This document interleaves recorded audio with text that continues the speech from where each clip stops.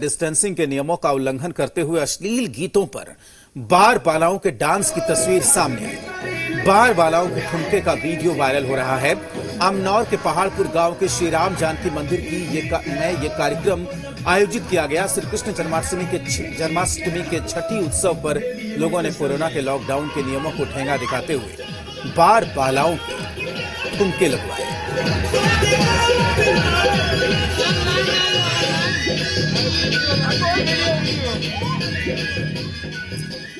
दो दिनों के अंदर मोतिहारी में दूसरी बार पुलिस पर हमला हुआ है। नया मामला मोतिहारी के छतौनी थाना इलाके के बड़ा बरियारपुर की है, जहां असामाजिक तत्वों ने पुलिस की टीम पर हमला बोल दिया। पुलिस टीम सड़क हादसे में एक शख्स की मौत की सूचना मिलने पर गई थी। छतौनी थाना की गश्ती गाड़ी जैसे ही मौके पर पहुंची, वहां मौजूद कुछ लोगों ने पुलिस की टीम पर हमला बोल दिया।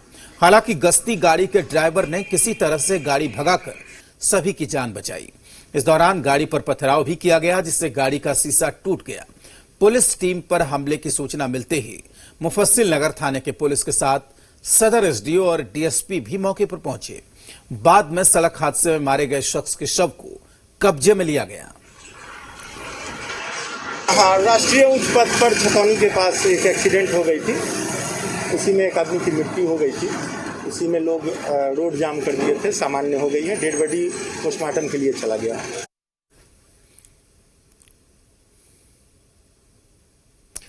मधुबनी में 13 साल की छात्रा की गैंगरेप के बाद हत्या कर दी गई। घटना कलुआही थाना इलाके की है। लड़की का शव किशोरी सहनी नाम के शख्स के घर से बरामद हुआ। जानकारी के मुताबिक लड़की सोमवार की रात शौच के लिए निकली थी, लेकिन वापस नहीं लौटी। ग्रामीणों ने 3 लोगों पर अपहरण कर गैंगरेप और हत्या का आरोप लगाया। पुलिस ने जांच शुरू कर दी है। तो ये बड़ा मामला यहां पर सामने आया है। 13 साल की छात्रा की गैंगरेप के बाद हत्या करने का मामला सामने आया है। गैंगरेप मर्डर शरीर में लोगों को जानकारी मिला है। ठीक किशोरी सहनी के घर में पोस्टमार्टम कराएंगे और सारे बिंदुओं पे हम लोग छानबीन करा लेंगे कि हत्या किस कारण से हुआ और उसके पीछे क्या था, और इसके लिए जो भी दोषी होंगे उनको कड़ी से कड़ी कार्रवाई करेंगे। मोतिहारी के रिहायशी इलाके में सेक्स रैकेट का खुलासा हुआ है। मामला मठिया जिरात मोहल्ले की है, जहां पर एक मकान में सेक्स रैकेट चलाया जा रहा था। मोहल्ले वालों को सूचना मिलने पर छतौनी थाने की पुलिस ने छापा मारा और मकान से 2 महिलाओं को हिरासत में लिया। बताया जा रहा है कि मकान मालिक ही सेक्स रैकेट चला रहा था। पुलिस ने मकान से आपत्तिजनक सामान भी बरामद किया है।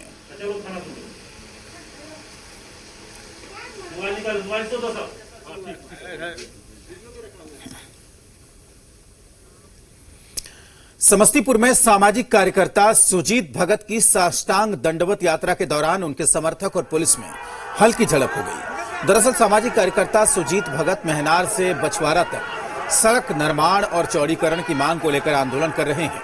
इसके लिए साष्टांग दंडवत यात्रा निकाली जा रही है, जिसे जिला प्रशासन ने रास्ते में ही रोक दिया और सुजीत भगत को गिरफ्तार कर लिया। इसके बाद उनके समर्थक भड़क गए और हंगामा करने लगे। हंगामे में समर्थकों और पुलिसकर्मियों के बीच हल्की नोकझोंक और हाथापाई भी हुई। काफी देर तक हंगामा होता रहा। बाद में एसडीओ ने मौके पर पहुंचकर लोगों को समझा बुझाकर शांत किया।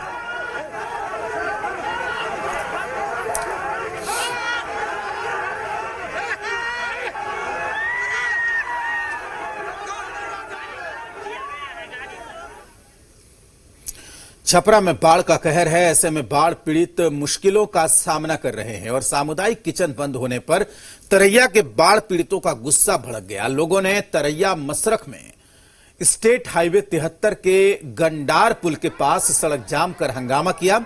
इस दौरान बाढ़ पीड़ितों की पुलिस के साथ नोकझोंक भी हुई। बाढ़ पीड़ितों के मुताबिक अभी उनके घरों में बाढ़ का पानी लगा हुआ है और उन लोगों ने सड़क और बांधों पर शरण ले रखी है। इसके बावजूद प्रशासन ने राहत शिविर, किचन और लाइट बंद कर दिया है। अब वो मुश्किल में है।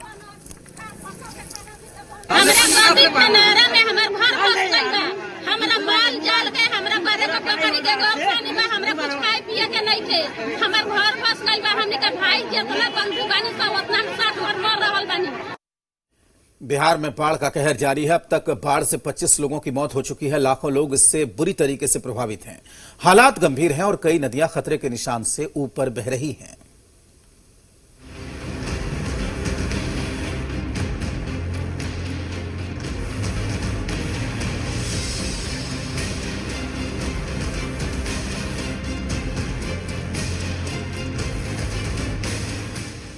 बाढ़ का कहर बिहार में अभी थमा नहीं है। 16 जिलों में जिंदगी थम सी गई है। करीब 81 लाख की आबादी मुश्किलों का सामना कर रही है। बिहार के कई जिलों में बर्बादी का सबब बन चुकी बाढ़ का खतरा अब राजधानी पटना पर भी मंडरा रहा है। पटना में एनआईटी घाट पर गंगा खतरे के निशान से 9 सेंटीमीटर ऊपर बह रही है।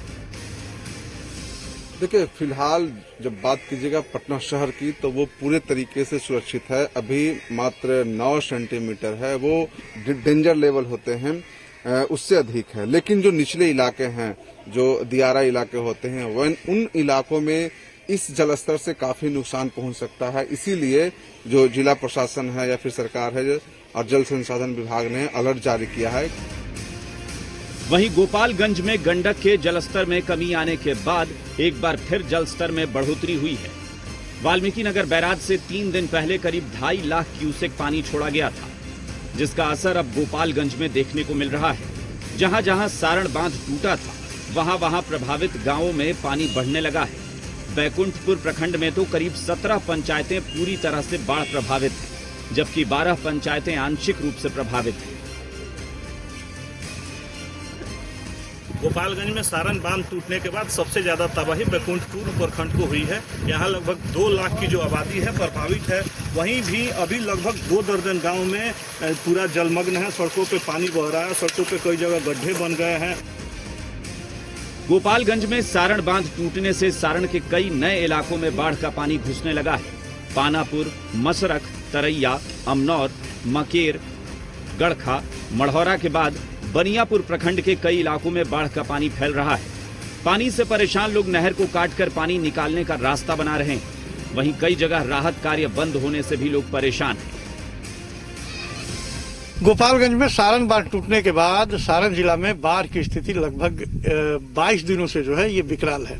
आप देख सकते हैं तस्वीरों में, हम अभी हैं शाहजीपुर पंचायत का ये इलाका है और आप देखेंगे कि टेंट सिटी बना के लोग जो है नाहर पे रहने को मजबूर हैं। लेकिन सरकार के द्वारा जो है जो कम्युनिटी किचन चलाया जा रहा था वो भी बंद है।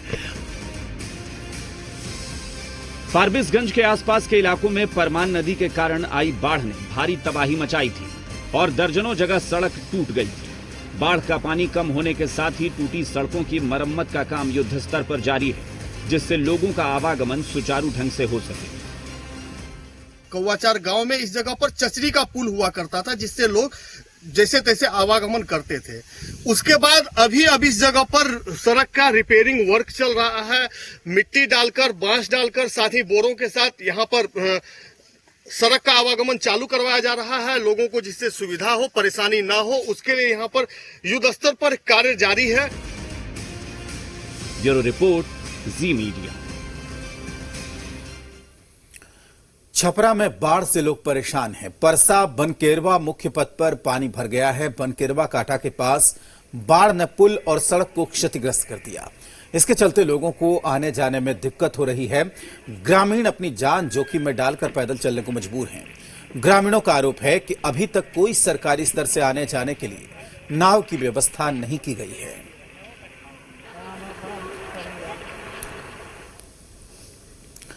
जम्मू कश्मीर में शहीद हुए सीआरपीएफ के जवान लवकुश शर्मा का पार्थिव शरीर जैसे ही जहानाबाद लाया गया, हजारों की तादाद में लोगों ने हाथों में तिरंगा लेकर वीर सपूत के पार्थिव शरीर पर पुष्प वर्षा की। लवकुश शर्मा अमर रहे के नारों से पूरा माहौल गूंज उठा। डीएमएसपी सहित कई अधिकारियों ने अंतिम संस्कार की जगह और गार्ड ऑफ ऑनर दिए जाने वाली जगह का निरीक्षण किया। शहीद जवान लवकुश का कल अंतिम संस्कार किया जाएगा। तो रोहतास में भी शहीद सीआरपीएफ जवान मोहम्मद खुर्शीद खान के गांव में कुछ इसी तरह का आलम था। जैसे ही शहीद का पार्थिव शरीर विक्रमगंज के घोसिया कला पहुंचा, पूरा गांव उनके दर्शन के लिए उमड़ पड़ा। 5 भाइयों में सबसे बड़े शहीद मोहम्मद खुर्शीद खान 2002 में सीआरपीएफ में भर्ती हुए थे। इस साल 14 मार्च को वो घर आए और लॉकडाउन के कारण 3 महीने के बाद 19 जून को वापस गए थे।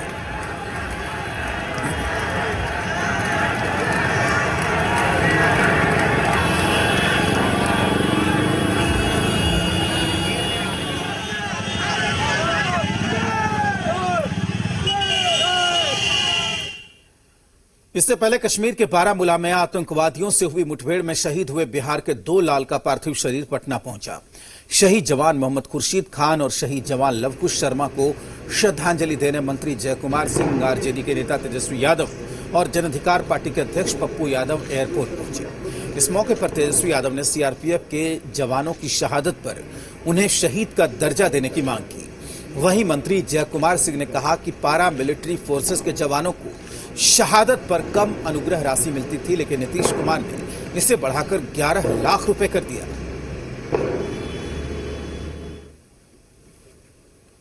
ये जितनी भी मिलिट्री फोर्सेस हैं, चाहे कश्मीर में हमारे जो जवान शहीद होते हैं या मुठभेड़ में नक्सलियों द्वारा जो शहीद होते हैं, उन जवानों को, उन मिलिट्री फोर्सेस को शहीद का दर्जा नहीं है।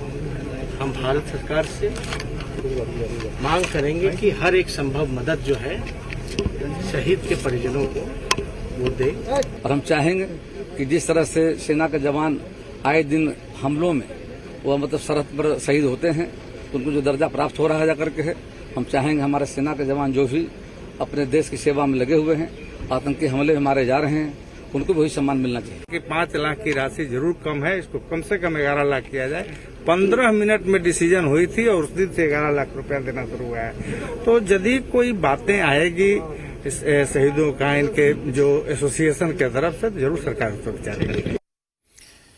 नीतीश सरकार ने आखिरकार नियोजित शिक्षकों की मुराद पूरी कर दी है। नीतीश कैबिनेट ने नियोजित शिक्षकों को चुनाव से पहले तोहफा देते हुए प्रमोशन ट्रांसफर कार्रवाई नियमावली 2020 पर मुहर लगा दी। इसके साथ ही नियोजित शिक्षकों के नाम के आगे से नियोजित शब्द को हटा दिया गया। इस फैसले के साथ ही शिक्षक बिहार के किसी भी कोने में ट्रांसफर ले सकेंगे और संयुक्त समिति परीक्षा के जरिए प्रमोशन भी मिलेगा। इसके साथ ही उनके वेतन में भी 15% का इजाफा किया गया है, जिसका लाभ 1 अप्रैल 2021 से मिलेगा। इससे सरकार के खजाने पर 2765 करोड़ रुपए का बोझ बढ़ेगा। अभी सरकारी खजाने से 820 करोड़ रुपए खर्च हो रहे हैं। इसके साथ ही नियोजित शिक्षकों को ईपीएफ में सरकार 12% का योगदान देगी। इसके अलावा शिक्षक की मौत के बाद उनके परिजनों को अनुकंपा के आधार पर नौकरी मिलेगी। नीतीश सरकार के इस फैसले से बिहार के करीब 3.5 लाख नियोजित शिक्षकों को फायदा होगा। इस फैसले के साथ ही नीतीश कैबिनेट ने कुल 28 प्रस्तावों को मंजूरी दी है। इसमें खिलाड़ी नियुक्ति नियमावली संशोधन 2020 को हरी झंडी देना शामिल है। इसके तहत अब खिलाड़ियों को भी नौकरी मिलने का रास्ता साफ हो गया है।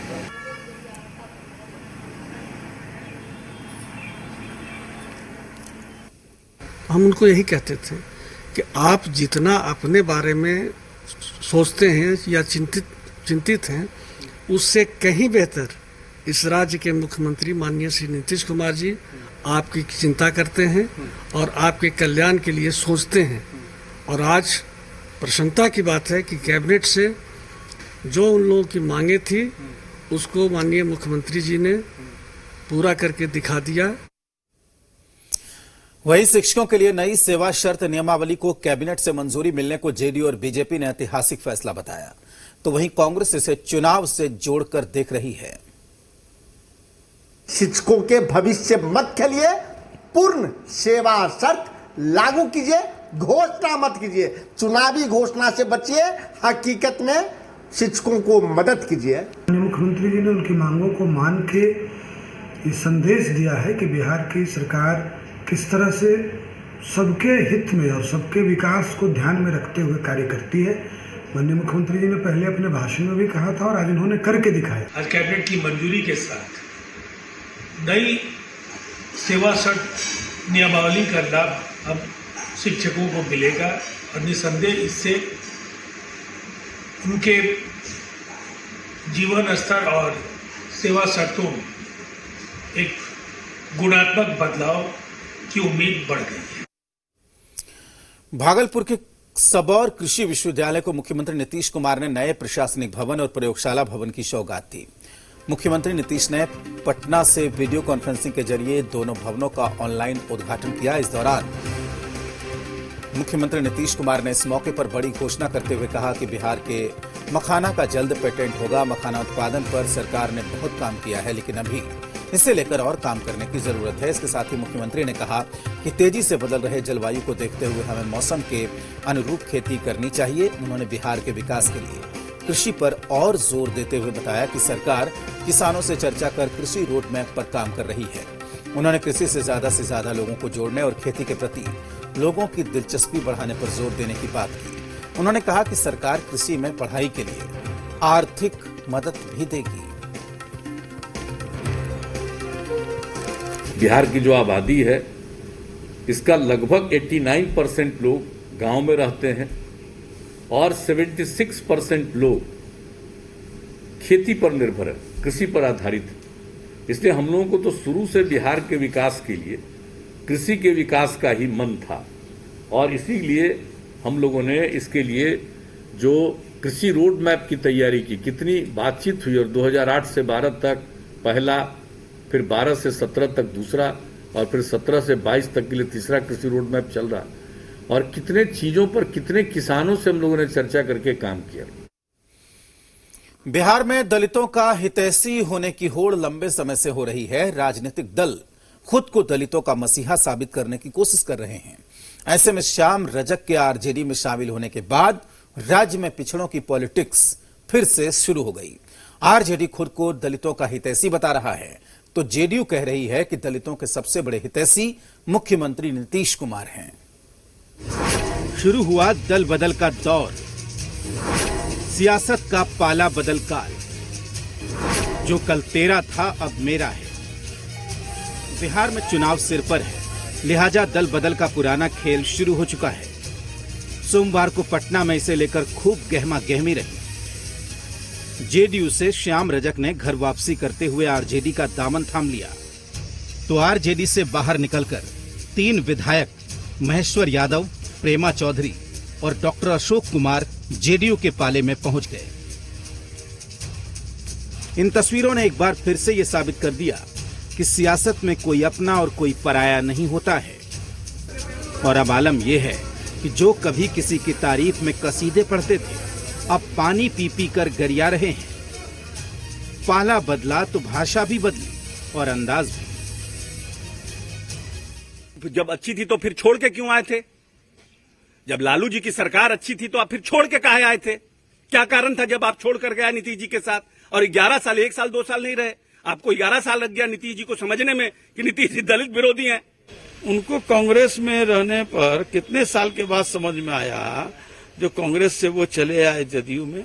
आप बीपीएससी में बात कर रहे हैं तो बीपीएससी से लेकर के और कर्मचारी चयन आयोग, आपका पुलिस सेवा आयोग, विभिन्न तरह के जितने आयोग में जितने मेंबर हैं, नियम है सरकार का, संविधान में है कि एक सदस्य शेड्यूल कास्ट का होना चाहिए। बता दे कि कौन है शेड्यूल कास्ट का मेंबर?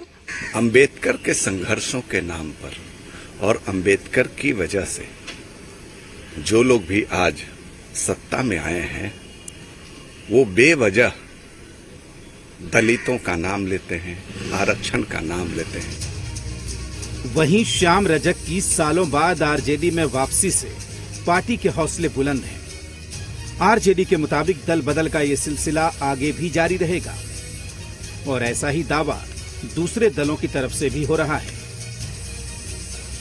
टेलर चल चुका है और टेलर के रूप में श्याम रजक भी हैं। अभी फिल्म बाकी है, इंतजार कीजिए। कई मंत्री परिषद के और कई माननीय विधायक राजद में आने के लिए तैयार हैं। और ऐसे जो भी लोग जो भ्रष्टाचार के विरुद्ध काम करने वाले लालू जी के परिवार को त्यागना चाहते हैं, आने वाला भी समय में बहुत सारे लोग हैं जो निश्चित रूप से जनता दल यू की सदस्यता ग्रहण करेंगे और हम लोग उनको सम्मानित भी करेंगे। इन बयानों से साफ है कि बिहार में जोड़ तोड़ की सियासी किताब के कई और चैप्टर खुलने बाकी हैं। लेकिन इसके साथ ही सवाल उठता है कि क्या दल बदल विचारधारा के बहाने अपना हित साधने का जरिया बन गया है? क्या दल बदल सियासी फायदे नुकसान के लिए हो रहे हैं या फिर जनता की भलाई के नाम पर खुद के फायदे के लिए दल बदल हो रहा है? आशुतोष और नवजीत के साथ शैलेंद्र, जी मीडिया, पटना। इसी के साथ इस बुलेटिन में फिलहाल इतना ही। आप देखते रहिए जी बिहार झारखंड।